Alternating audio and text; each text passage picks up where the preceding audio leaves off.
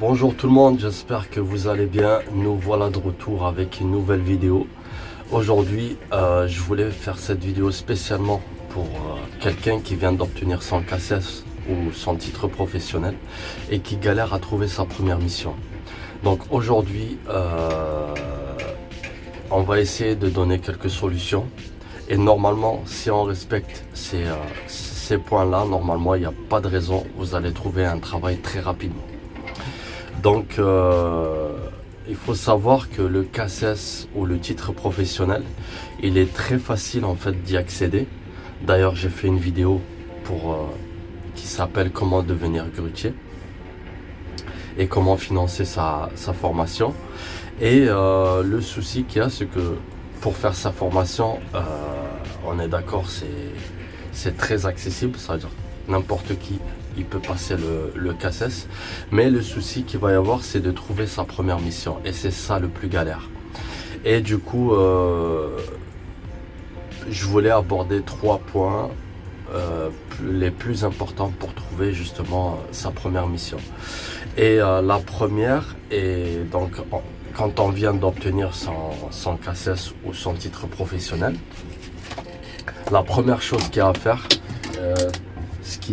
attendez, mon stylo il vient de tomber. Donc la première chose qu'il y a à faire, c'est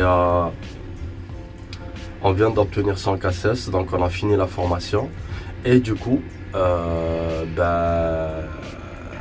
logiquement il faut s'inscrire dans toutes les boîtes d'intérim si vous voulez vraiment obtenir votre première mission. Donc les boîtes d'intérim, c'est connu dans le bâtiment, il y a que ça qui marche bien. Du coup, moi, c'est ce que j'ai fait pour ma part. En fait, je suis parti dans toutes les agences. J'ai tapé sur internet toutes les agences qu'il y avait dans la région et j'ai fait tout le tour avec des CV.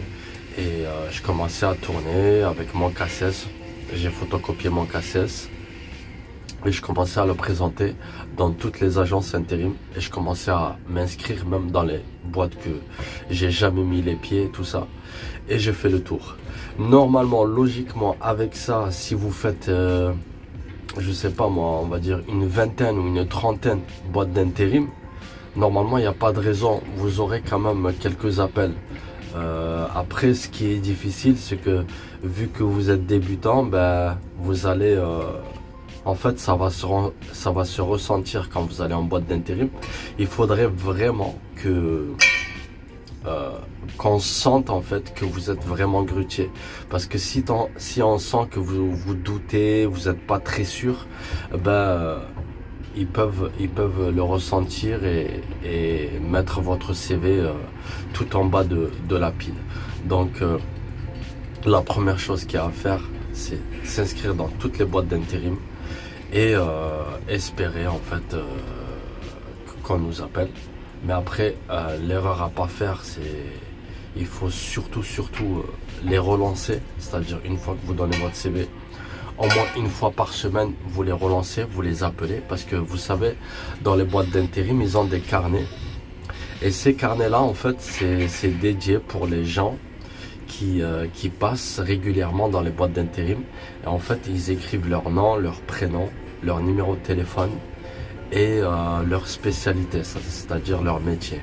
Et en fait, ils font ça régulièrement. Les gens, ils passent et ils ont un carnet à l'entrée. Enfin, moi, je connais quelques boîtes d'intérim qui font ça. Et en fait, ça permet en fait de faire une mise à jour à chaque fois. Donc, vous allez postuler et venir relancer régulièrement. Donc, ça, c'est la première chose.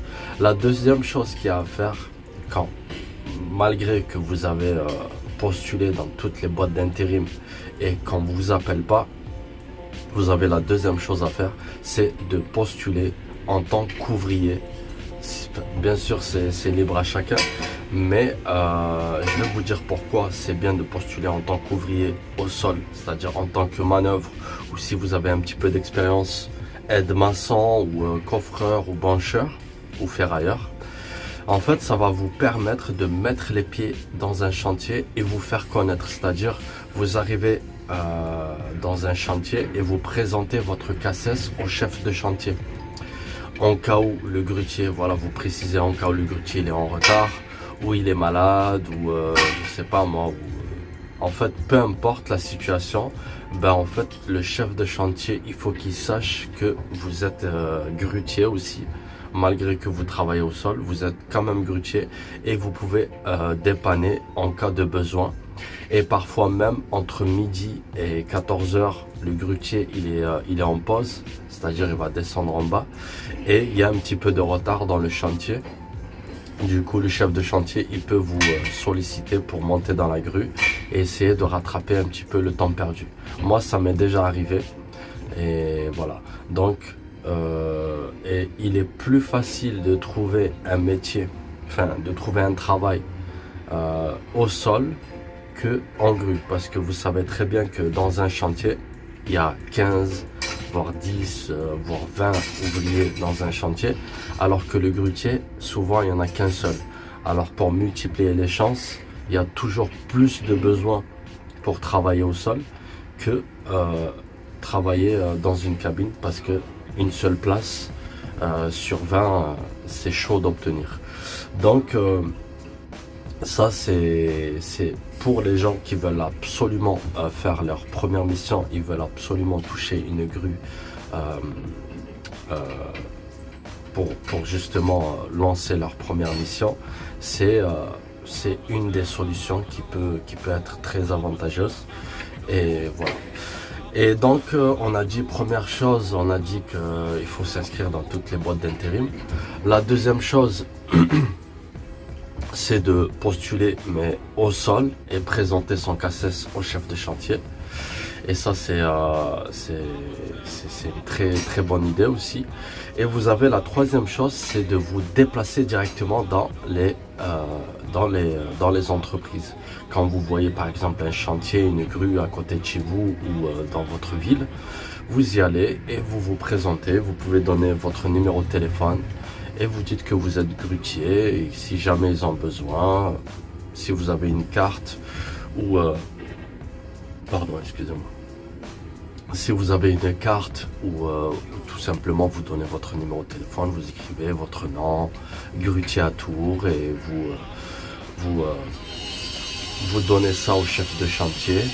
Et ça marche très bien, parce qu'il faut savoir que dans le bâtiment, il n'y a pas que les agences intérim. En fait, c'est un réseau que vous allez découvrir à force avec le temps.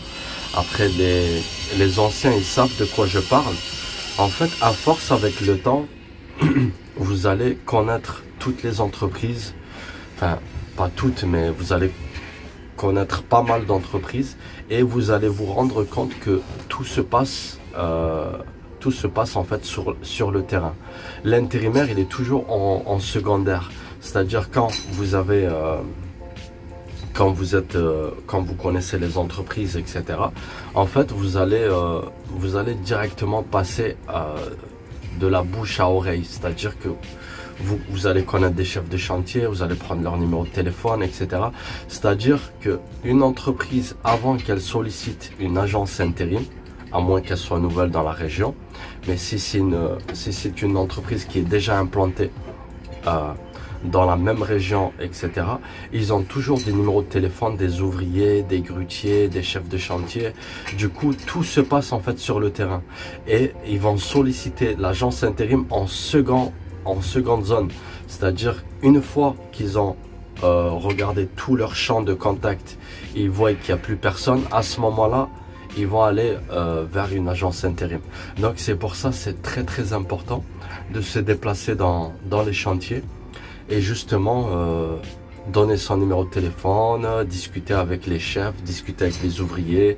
Et surtout, il faut être sociable et prendre les numéros de téléphone. Donc voilà, on récapitule. Donc on a dit, première chose, c'est de s'inscrire dans toutes les boîtes d'intérim. Deuxième chose, c'est de travailler au sol en tant qu'ouvrier normal. C'est-à-dire quelqu'un qui donne de la main d'œuvre en bas. Et vous présentez votre CACES au chef de chantier et en même temps vous allez parler avec les gens, discuter avec les gens en bas et essayer d'élargir vos contacts. Et la troisième chose, c'est justement de se déplacer dans les chantiers directement. Vous voyez une grue, un chantier ou un démarrage d'un chantier, vous y allez à cran.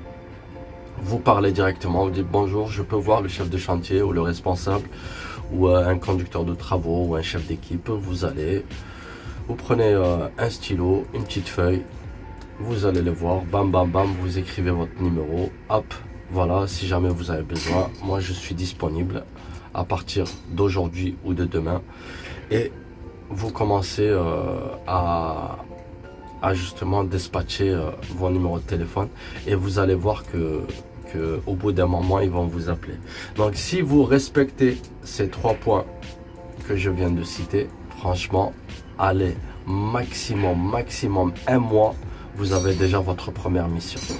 Donc voilà. Après, bien sûr, ça dépend où vous habitez, ça dépend de plein de choses, mais vous n'allez pas, je sais pas moi, si vous habitez dans un village où il n'y a pas de travail, où il n'y a rien, bien sûr qu'il faut se déplacer, il faut être prêt à partir et à bouger, à faire des 1 heure de route, parfois 1h30 de route.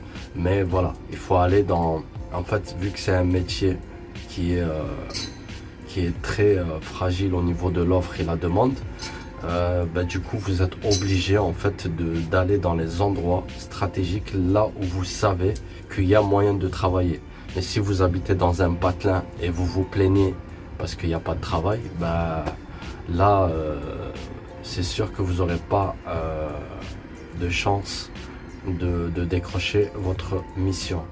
Déjà que dans une ville où elle est en pleine expansion, où il y a plein de grues, plein de chantiers, etc., on galère à trouver la première mission. Alors imaginez si vous habitez dans un endroit reculé où il n'y a pas forcément trop de demandes, tout ça. Donc vous pouvez même rajouter le 4e point, c'est le fait de se déplacer. C'est-à-dire que vous allez chercher le travail là où il se trouve et se mettre dans le bon endroit pour justement pouvoir avoir sa première mission. Donc voilà, c'était une vidéo pour juste pour éclaircir, voilà, c'est des choses que vous savez déjà, mais je suis là, voilà, pour vous rappeler, pour vous éclaircir les idées et voilà, pour que vous puissiez justement décrocher votre première mission. Sur ce, à bientôt pour une nouvelle vidéo, je vous dis à plus, bye, ciao.